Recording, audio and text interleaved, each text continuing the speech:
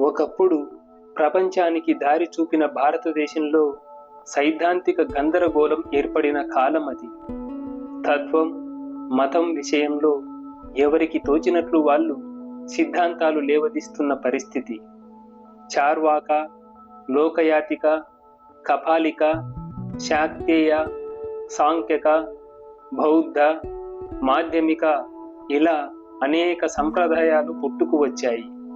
ఇలా కొత్తగా పుట్టుకు వచ్చిన సంప్రదాయాల సంఖ్య 72కు పైగా ఉంటుంది.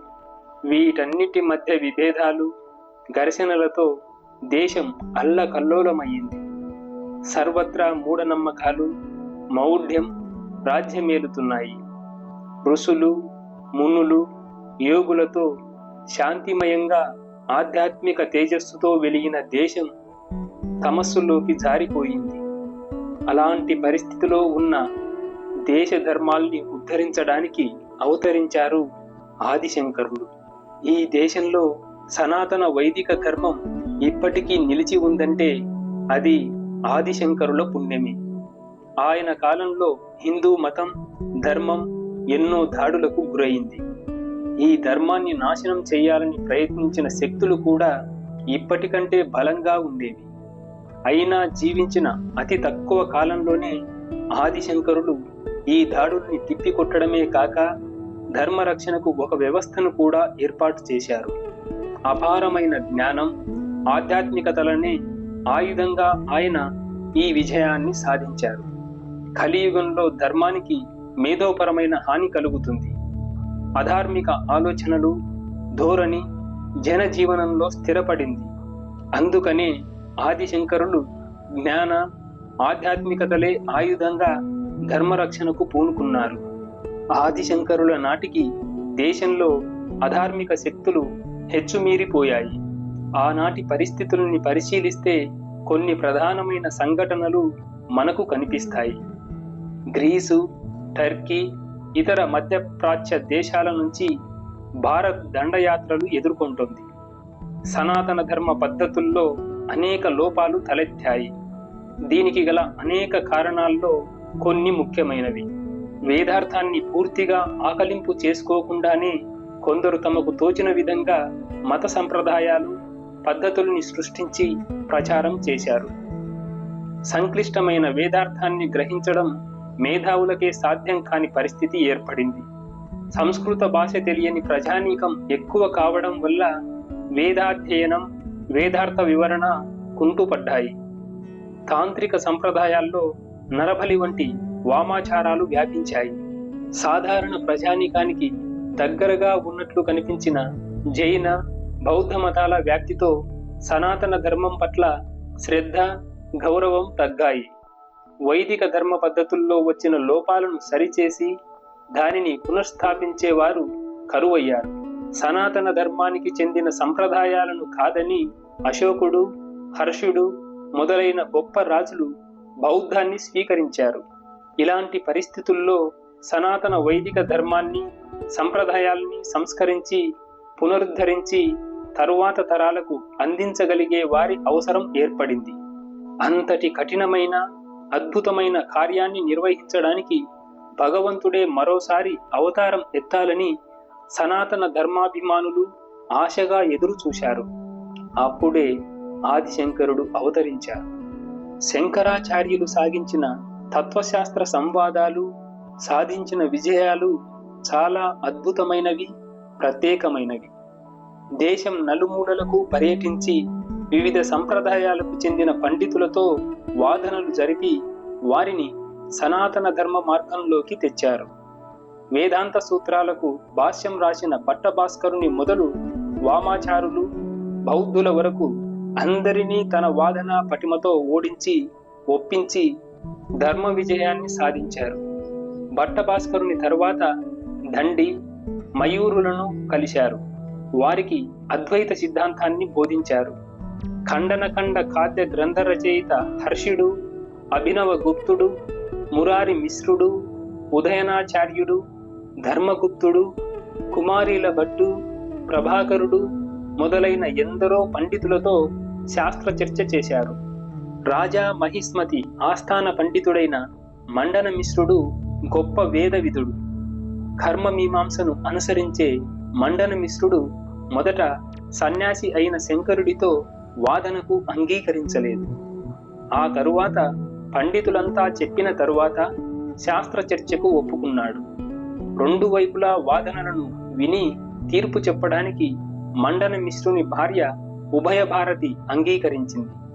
అలా 17 రోజుల పాటు నిరంతరాయంగా శాస్త్ర చర్చ సాగింది. మండన మిశ్రుడు చివరికి తన వాదన వీగిపోయినట్లు అంగీకరించడంతో శంకరులకు విజయం సిద్ధించింది. మండన మిశ్రుడు ఓటమిని అంగీకరించిన తరువాత ఆయన భార్య ఉభయ భారతి స్వయంగా వాదనకు సిద్ధపడింది. మండన మిశ్రునిలో సగభాగమైన తనను కూడా వాదనలో నెక్కినప్పుడే శంకరుని విజయం పూర్తయినట్లని స్పష్టం చేసింది. దానితో ఆయన శాస్త్ర చర్చకు అంగీకరించక తప్పలేదు. చర్చ 17 రోజుల పాటు సాగింది. చివరికి ఉభయ భారతి సంధించిన ప్రశ్నలన్నిటికీ సమాధానాలు చెప్పిన ఆదిశంకరుడు విజయం సాధించారు.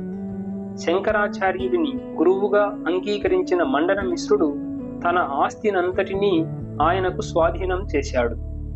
దానిని పేదలకు పంచాలని ఆదేశించారు శంకరాచార్యులు.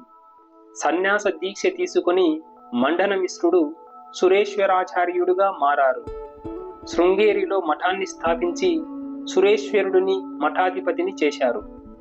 దేశంలోని ప్రముఖ వేద పండితులు, శాస్త్ర నిపుణులతో కూడిన సభల్లో వారి ప్రశ్నలకు సమాధానాలు చెప్పడం ద్వారా శంకరాచార్యులు వారందరికీ గురువయ్యారు. 72 భిన్న సంప్రదాయాలు, మతాలపై విజయం సాధించి సనాతన వైదిక ధర్మపు ఆధిక్యతను నిరూపించారు. శంకరాచార్యులు సాధించిన విజయం ఎంత గొప్పదంటే ఆ తరువాత ఏ భారతీయ మతము, సంప్రదాయము వైదిక ధర్మాన్ని ప్రశ్నించడం గాని ధిక్కరించడం గాని జరగలేదు.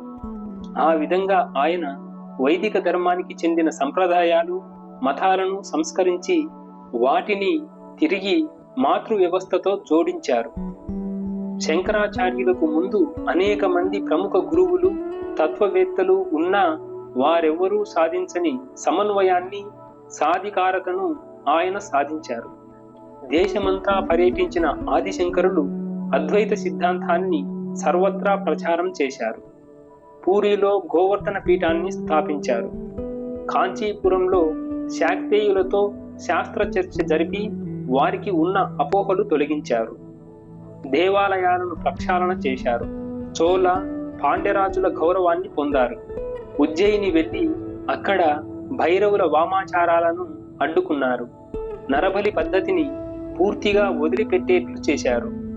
ద్వారకలో ఒక మఠాన్ని స్థాపించారు. ఆ తరువాత గంగా తీరం వెంబడి ప్రయాణిస్తూ అనేక ప్రాంతాల్లో శాస్త్ర చర్చల ద్వారా పండితులు, ప్రజల్లోని అపోహలు, మూఢనమ్మకాల్ని తొలగించారు. సనాతన ధర్మ పరిరక్షణ ధ్యేయంగా పనిచేసే వ్యవస్థను ఆదిశంకరులు ఏర్పాటు చేశారు. దేశంలో 4 దిశల్లో 4 పీఠాలను స్థాపించడంతో పాటు దశనామి సన్యాసి వ్యవస్థను ఆయన ప్రారంభించారు. 4 పీఠాలకు చెందిన సన్యాసులు తమ పేర్ల చివర ప్రత్యేక నామాలను పెట్టుకుంటారు. శృంగేరి మఠానికి చెందిన వారు సరస్వతి, భారతి, పూరి వంటి పేర్లను ఉంచుకుంటారు. అలాగే ద్వారకా పీఠంలో తీర్థ, ఆశ్రమ, జోషి పీఠంలో గిరి, పర్వత, సాగర, గోవర్ధన పీఠానికి చెందిన వారు వన, అరణ్య నామాలను తమ పేర్లకు జోడించుకుంటారు. ఈ 4 పీఠాలకు చెందిన సన్యాసులు సనాతన ధర్మ ప్రచారంతో పాటు కాలక్రమంలో ధర్మాచరణకు వచ్చే అనేక లోపాలను సవరించి సంస్కరించాలని ఆదిశంకరుల ఉద్దేశం. ఈ వ్యవస్థ ఇప్పటికీ కొనసాగుతుంది. ఆదిశంకరులు అద్వైత తత్వాన్ని ప్రవచించారు. ఈ ప్రపంచాన్ని అర్థం చేసుకునే ఒక మార్గాన్ని, పద్ధతిని చూపారు. ఆయన సిద్ధాంతాన్ని క్లుప్తంగా కొన్ని మాటల్లో చెప్పాలంటే, ఈ ప్రపంచం అనిత్యం, అశాశ్వతం. బ్రహ్మమే నిత్యం, శాశ్వతం. బ్రహ్మము యొక్క స్వరూపమే జీవుడు. శంకరుడు వివర్తవాదంలో తన సిద్ధాంతాన్ని ప్రతిపాదించారు. చీకటిలో తాడును చూసి పాము అని భ్రమపడతాం, కానీ నిజానికి అక్కడ ఉన్నది తాడు. అలాగే ఈ ప్రపంచం, శరీరమే సర్వమని భ్రమపడతాం. కానీ నిజానికి వీటి వెనుక ఉన్న అసలు తత్వం బ్రహ్మము, పరాతత్వమేనని శంకరులు ప్రతిపాదించారు. అజ్ఞానమనే చీకటిలో తాడు పాముగా కనిపిస్తుంది. బ్రహ్మజ్ఞానం కలిగితే ప్రపంచం, శరీరంపై భ్రాంతి, వ్యామోహం తొలగిపోతాయి. అంటే ప్రపంచానికి, బ్రహ్మతత్వానికి మధ్య ఉన్న అసలైన సంబంధం అవగతమవుతాయి. ఆ జ్ఞానం కలిగిన తరువాత కూడా ఈ ప్రపంచం ఉంటుంది. కానీ ప్రపంచాన్ని మనం చూసే దృష్టి, ఇక్కడ మన వ్యవహార శైలి మారిపోతాయి. ప్రపంచం సమస్యల పుట్టగా కాకుండా ముక్తి సాధనంగా కనిపిస్తుంది. కష్టాలు, సమస్యలు ఇబ్బంది పెట్టవు. సర్వప్రాణి కోటి పట్ల ఆదరం, ప్రేమ కలుగుతాయి. ఆదిశంకరులు అత్యున్నత స్థాయికి చెందిన యథార్థ తత్వవాది. తన అద్భుతమైన తర్క నైపుణ్యంతో, సర్వతోముఖమైన వ్యక్తిత్వంతో, అపారమైన ఆధ్యాత్మిక శక్తితో జ్ఞానబోధ, ధర్మ సంరక్షణ సాగించారు. ఆయన మార్గం నేటికి అనుసరణీయమే. ఫ్రెండ్స్, ఈ వీడియో మీకు నచ్చినట్లయితే తప్పకుండా లైక్ చేసి షేర్ చేసుకోండి. అలాగే నా ఛానల్ని సబ్స్క్రైబ్ చేసుకొని నన్ను సపోర్ట్ చేయండి. ఓకే ఫ్రెండ్స్, మనతో మనం ఇంకో మంచి మాటతో నెక్స్ట్ వీడియోలో కలుద్దాం. Thank you.